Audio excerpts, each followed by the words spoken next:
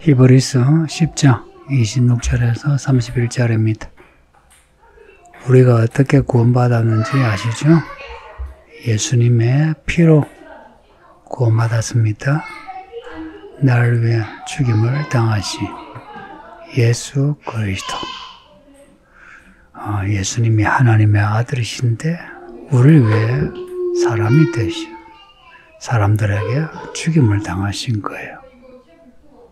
하나님의 아들이 완전한 제물이시고 또한 하나님의 아들이 완전한 대제사장이 되셔 그 십자가의 죽음은 완전한 제사입니다. 구약의 제사와 달리 완전한 제사이기에 우리를 단번에 구원하십니다. 할렐루야.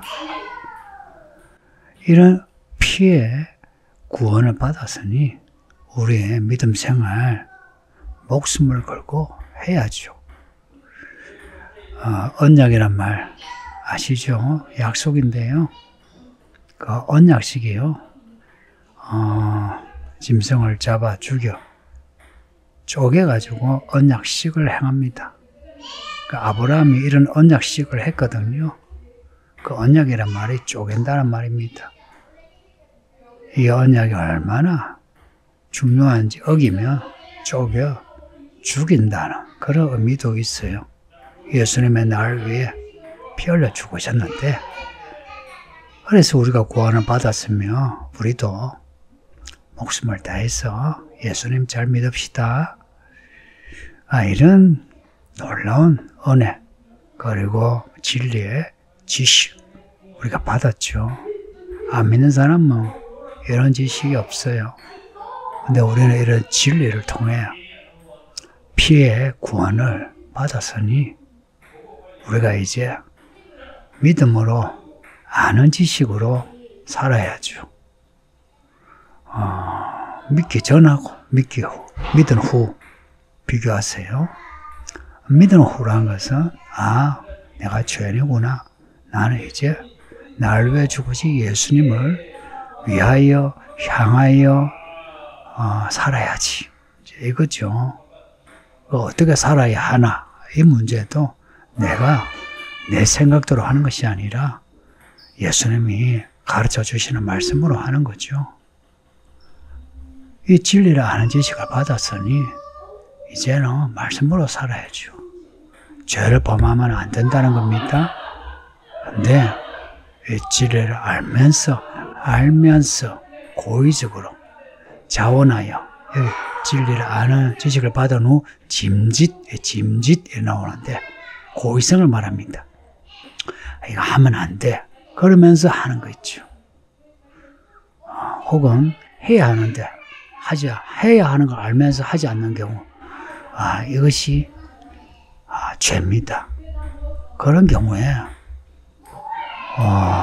다시 속죄하는 제사가 없대요. 내가 고의성을 가지고 죄를 지을 때에 이 고의성을 불태우지 않으면 죄사함이 없다 이야기입니다. 고의로 죄지으면 다시 회개할 수 없다 이런 말이 아니고 고의성을 불태워 잘라버리지 않고서는 죄사함이 없어요.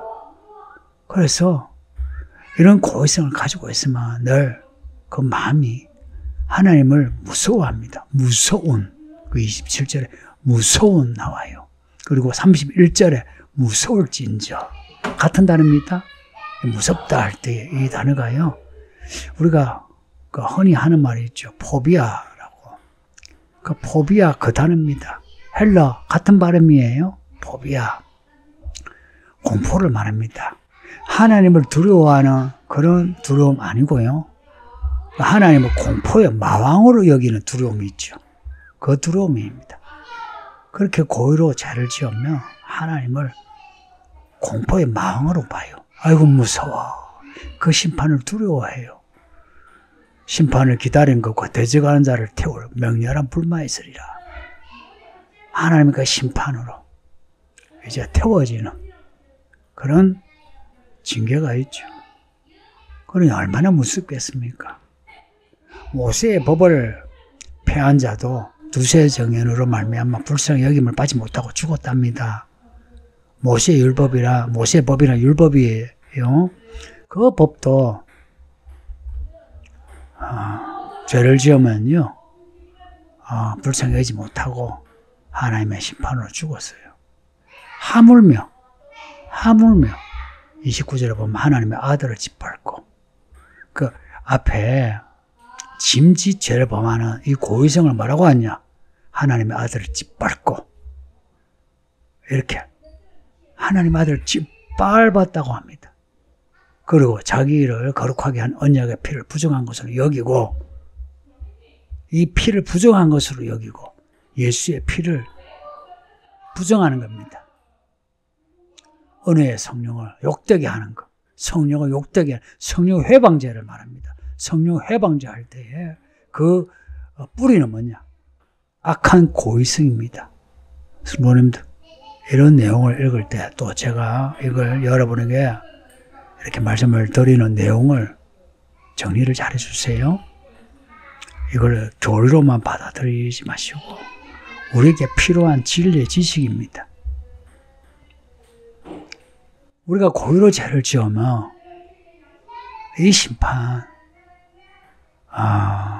아무도 말릴 수 없는 심판이 되는 거예요. 피할 수 없는 심판. 그래서 빨리 회개하고 예수께로 돌아가는 것이 중요합니다. 30절에 보면 원수가 없는 것이 내게 있으니 내가 갚으리라 하시고, 원수가 없는 건 하나님의 것입니다. 우리가 원수가 없는 게 아니고요.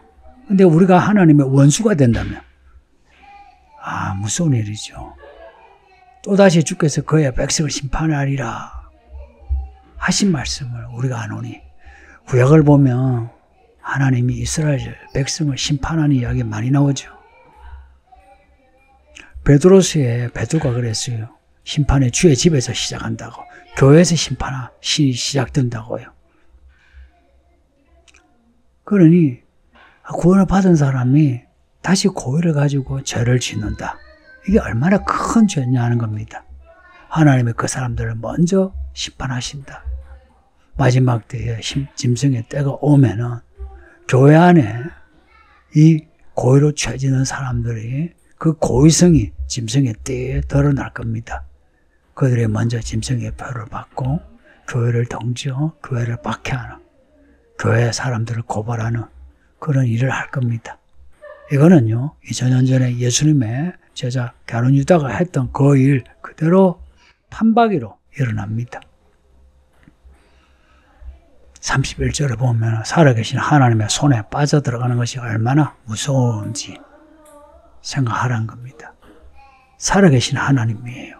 살아계신 하나님의 손에 빠져들어간다. 빠져들어간다는 것은 좋은 뜻이 아닙니다. 추락한다, 떨어진다 뜻이에요.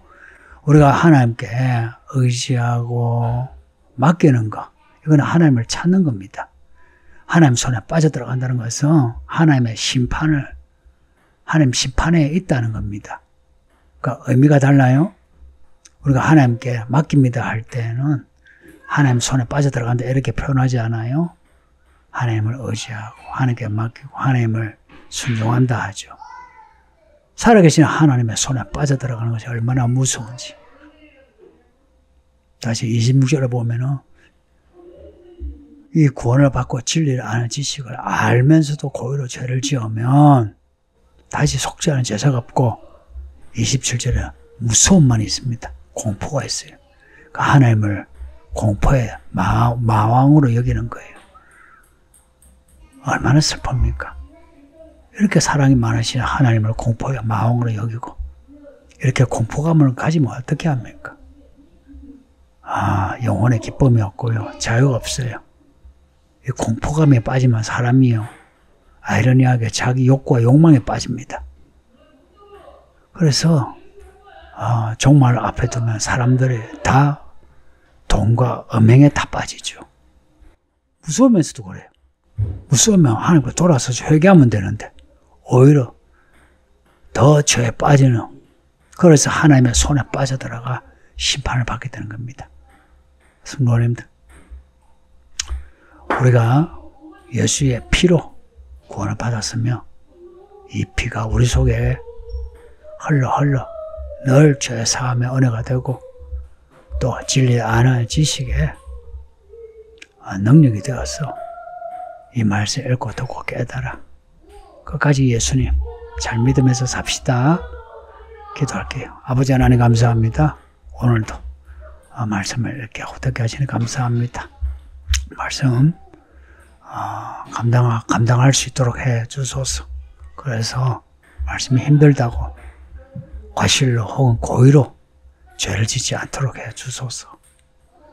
살아계신 우리 하나님이 반드시 오셔 심판하신다는 것을 알게 하여 잊지 않게 하여 늘 주의 말씀으로 살아가는 우리가 되게 해 주소서.